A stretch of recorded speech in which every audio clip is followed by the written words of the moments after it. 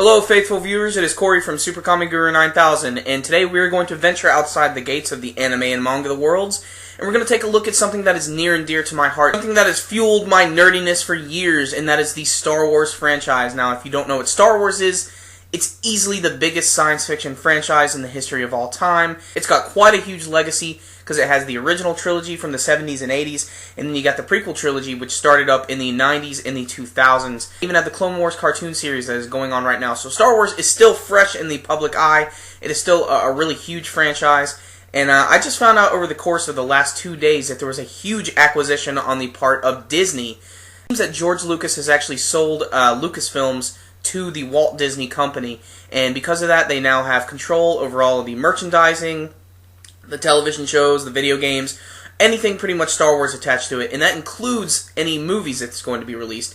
A lot of the Star Wars fans were sort of like, well, you know, you got the original movies, you got the prequel movies, now they're officially done. And there's always been talks over the years of George Lucas getting ready to do an episode 7, 8, and 9, but nothing's really ever come to fruition. And that was, of course, until this week happened, something really nutty. Like I said, Lucasfilms was purchased by Walt Disney Company, and this was all done on October 30th. But the day of the acquisition, they actually announced that they're going to be releasing Star Wars Episode 7 in 2015. And this blows my mind. First and foremost, I just want to stress that I am a huge Star Wars fan. Star Wars was always a part of my household. I grew up in the 80s and 90s, so I always had the VHS tapes. And I also had the distinct pleasure of going to see all 3 of the original movies in theaters when they were re-released in their special edition versions back in 1997. Which, that was a huge experience for me, just to be able to see Star Wars on the big screen, even though they added a bunch of new CG scenes and everything. I was a kid, so that stuff didn't really turn me off. I was just mesmerized by the fact that, holy crap, I'm watching Luke Skywalker and Darth Vader fight on this gigantic screen in front of me.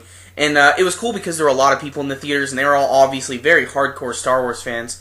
And it was just a really great experience. And I did enjoy the prequel trilogy to an extent. However, I felt they could have done a little bit better on some of the casting choices. But that's enough about that. Let's talk about this Episode 7 stuff. You know, Episode 7 was something I kind of knew in the back of my mind was going to happen eventually. However, for it to happen so soon after the prequel trilogy just kind of caught me off guard. Now, there's a lot of good things here. Now, a lot of people are sort of divided right now because the Star Wars fan base has always been sort of like that, especially with George Lucas altering his movies. But it seems like a lot of people are going to be looking forward to these movies because they no longer have the baggage of being a prequel. They can have a brand new story, they can move along, and they can do some brand new things.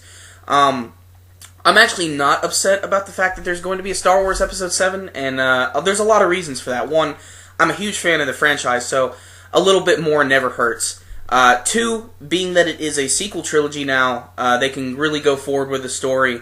And 3, there's always the chance that they can bring back some classic actors. Now, nothing has been announced about Star Wars Episode 7 yet. Absolutely nothing. No casting, no story. All they've said is Episode 7, 2015, brand new story. That's it. So right now it's all speculation on all of the fans' part and everything.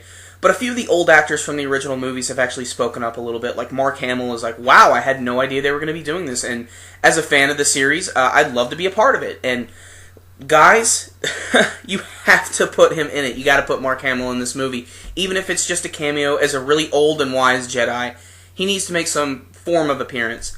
And I got to say the same thing for Harrison Ford. And I don't know if Harrison Ford even wants to be a part of this, because even when Star Wars was wrapping up back in the day, he was kind of like, I don't really want to be a part of this anymore. That'll be interesting to see. But if we get them, we also got to get Carrie Fisher, and of course they're going to bring back R2-D2 and C-3PO and a few of the other regular characters. But still, I think it's only appropriate that a lot of these older guys make at least some form of appearance.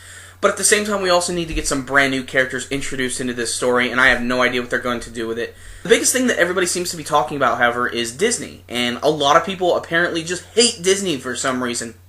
Now, I don't really have too much of a problem with Disney actually owning Star Wars, and there's a lot of big reasons for that. One, Disney is a company that can get things done. Disney is a company that can back a product that they know is extremely profitable and allow them to be a huge success. And even in the past, we've seen that Star Wars and Disney have sort of had a pretty nice relationship. If you've ever gone to any of the Disney World or Disneyland, there's always a ton of Star Wars merchandise. If you've ever been to the MGM Studios, there's a Star Wars Tours ride that's very heavily associated with Disney and their products. So it's not too extreme, it's not too crazy, and we all knew eventually that George Lucas would have to pass the torch on to somebody. And, if you look at Disney, yeah, they do a lot of stuff for the kids, but look at the Pirates of the Caribbean movies. They're not the most amazingly well-made things in the world, but what they do have behind them is a really, really great production value, and Disney is willing to back that. And I think they're going to be doing the same thing for Star Wars.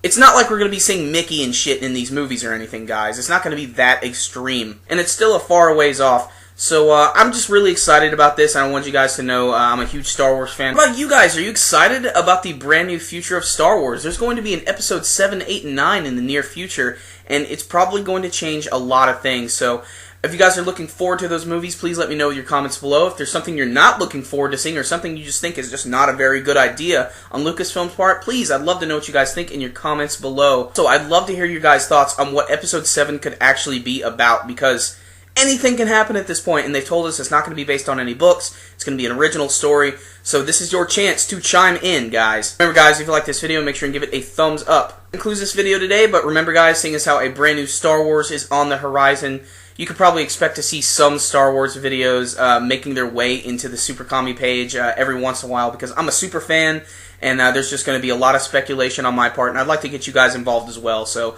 that'll conclude this video today. May the Force be with you.